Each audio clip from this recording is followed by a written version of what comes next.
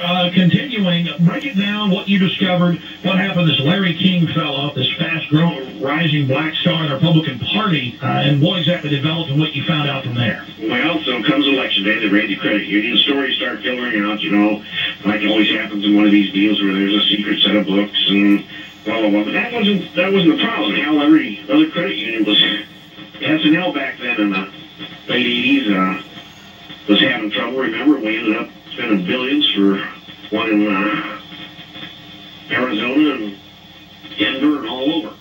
What next happened was strange stories started filtering out on the street from young kids. They were that, well, yeah, they knew Larry King.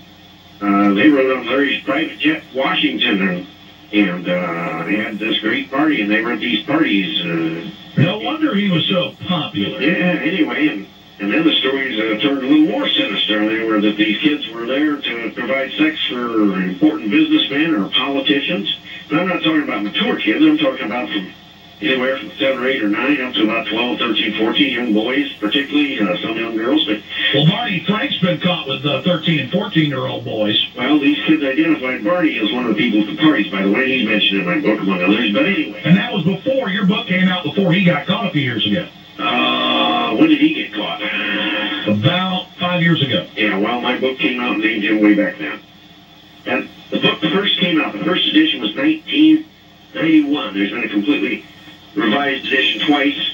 Second, they're all part of the book. It's almost a double book, because you have the first book that was printed, and then the second one, which I call kind of the mini miracles, the events that have occurred since then that prove one after another the things in the first book.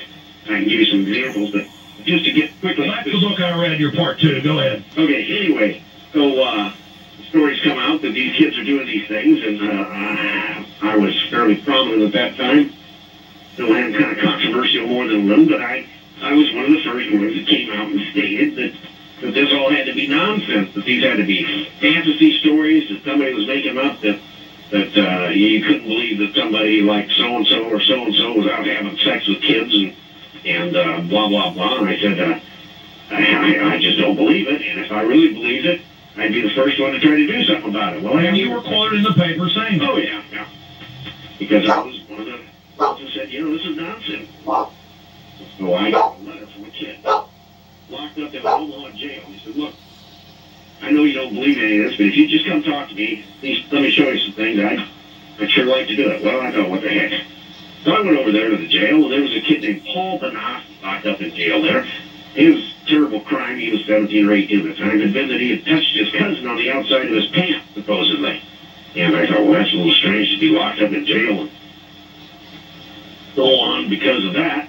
But I listened to his story, and he started providing me details of specific times, places, and events. And then I hate to stop you, Senator. Didn't he mention, you put this in the first edition, but in later editions, a bizarre place in Northern California, big redwoods, and a large stone owl? Oh, Bohemian Grove, he not only mentioned, but he's been there, and they've participated in all kinds of unbelievable, obscene, horrid things there. Yeah. What did he say, without getting too lurid, developed there? I mean, when he told you that story. Well, I know this is going to sound unbelievable, so I didn't even want to touch on it, but one of the claims was he actually participated, or been forced to kind of participate in an incident where 3 young boys, including himself, were forced to have sex and then in front of a group of people, and then one of the boys was actually literally killed there. And how was he killed? In this particular case, I believe, I recall, I don't think I even have this in the book. I'll give you this. It is in the book. I can't remember.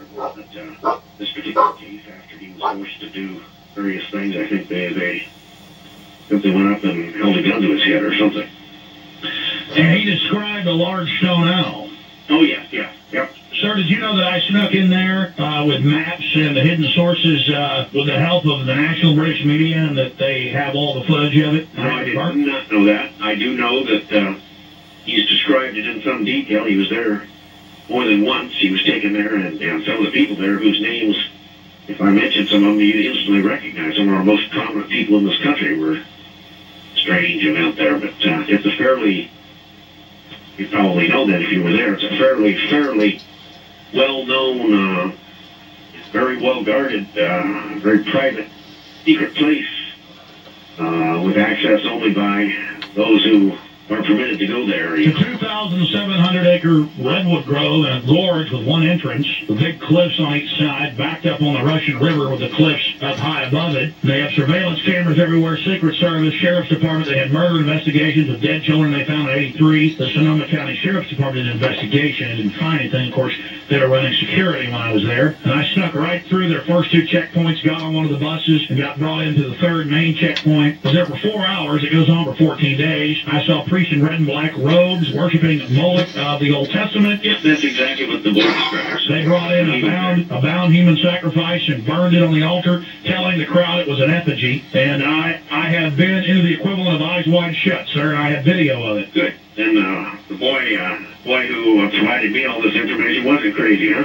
Or he may have been crazy, but when the information was accurate, that's just how he describes it. He was there. So Paul Bonacci, now grown up, this is in the early 90s or late 80s, he's telling you these stories. What was compelling about it? I mean, you've been in the paper saying this stuff wasn't real, and then you go investigate what happened. I'll shut up. Here was the trick. First of all, the psychiatrist.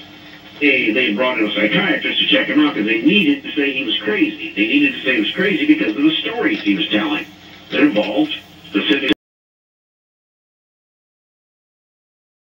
The truth? Can you handle the truth?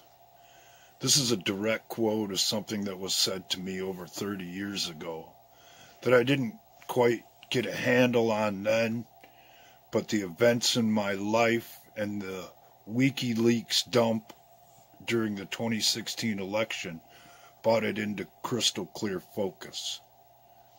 We do things so outrageous that no one would believe them.